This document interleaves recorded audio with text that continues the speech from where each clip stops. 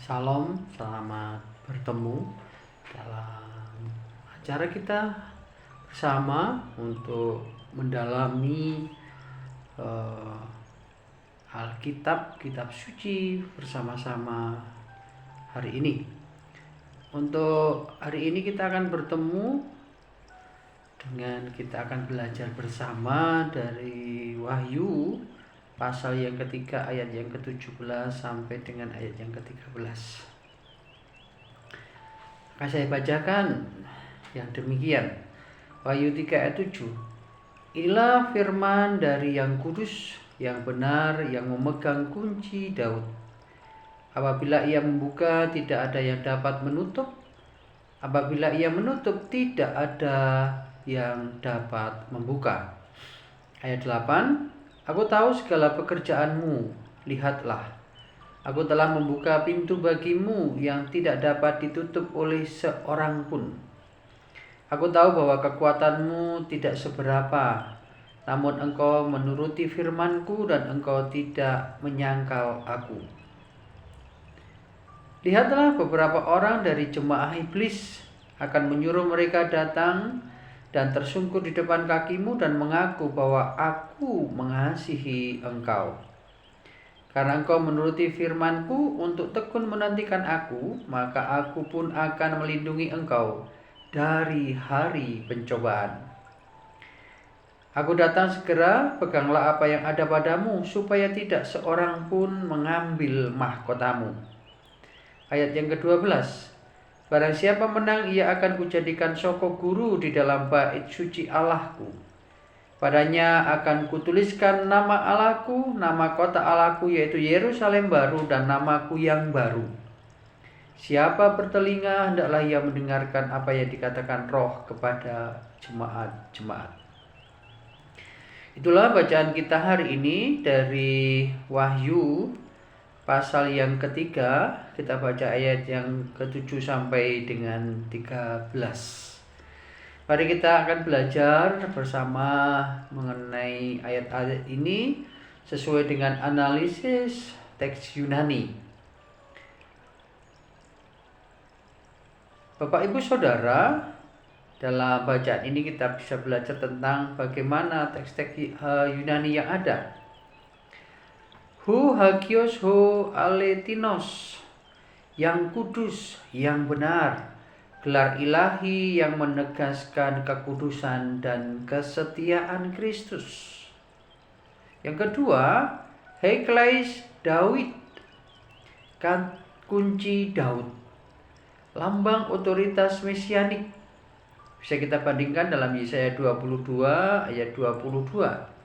Otoritas membuka dan menutup.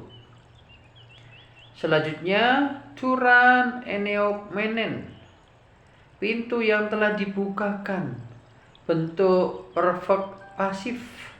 Artinya pintu itu sudah dibuka oleh Allah dan tetap terbuka.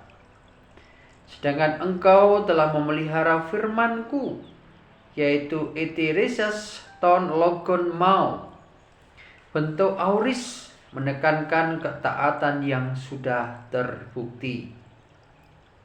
Sedangkan tiang atau soko guru yaitu stelon, metafora stabilitas permanen dalam bait Allah.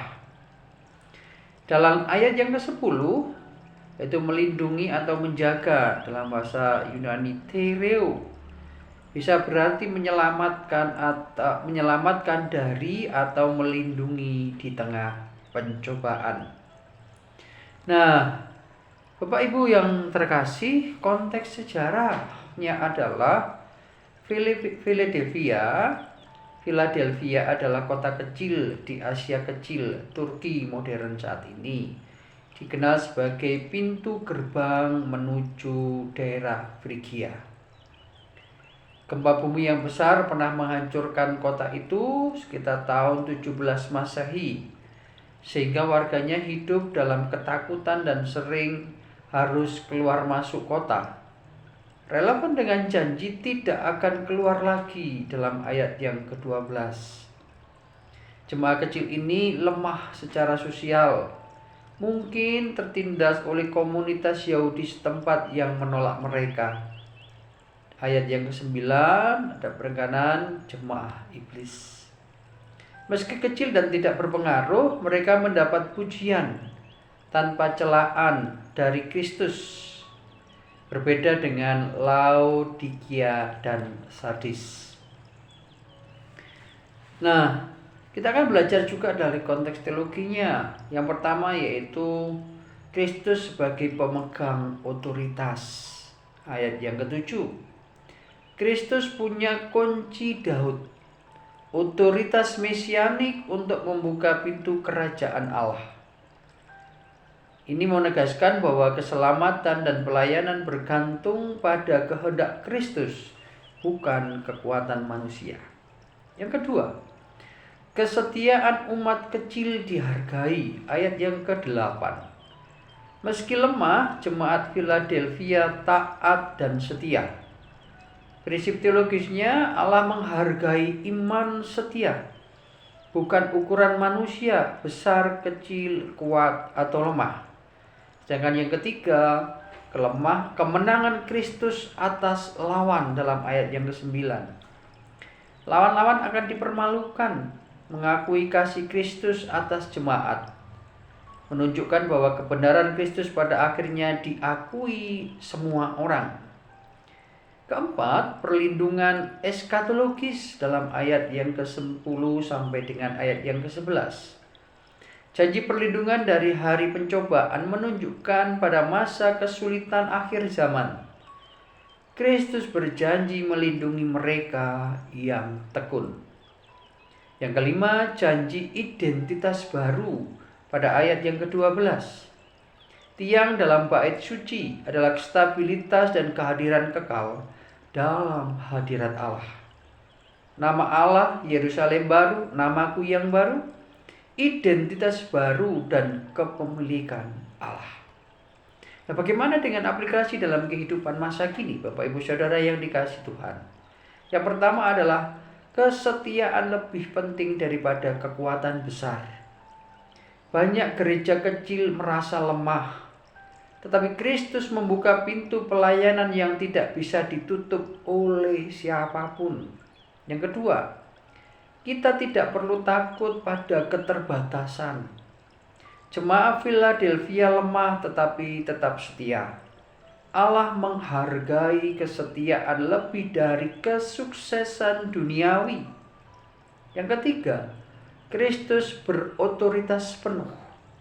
Dialah yang membuka pintu kesempatan hidup, pelayanan, bahkan keselamatan. Tugas kita adalah taat dan setia. Yang keempat, janji perlindungan di masa sulit. Dunia semakin bergoncang saat ini, baik ekonomi, politik, iman. Tapi Kristus berjanji menjaga umatnya yang tetap bertahan. Yang kelima adalah identitas kekal di dalam Kristus. Kita dijadikan tiang di bait Allah, stabil, kokoh, permanen. Hidup kita punya makna yang kekal.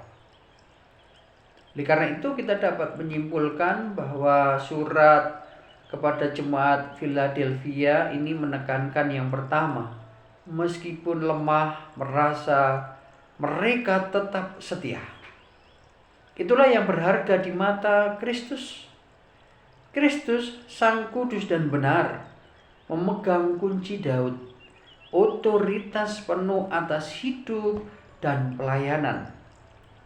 Janji damai, perlindungan, dan identitas baru diberikan kepada mereka yang setia. Kiranya belajar kita hari ini dapat memberikan kita semangat untuk terus setia dan taat kepada Yesus Kristus Tuhan, Sang Penyelamat dunia. Tuhan Yesus memberkati, sampai bertemu kembali. Shalom.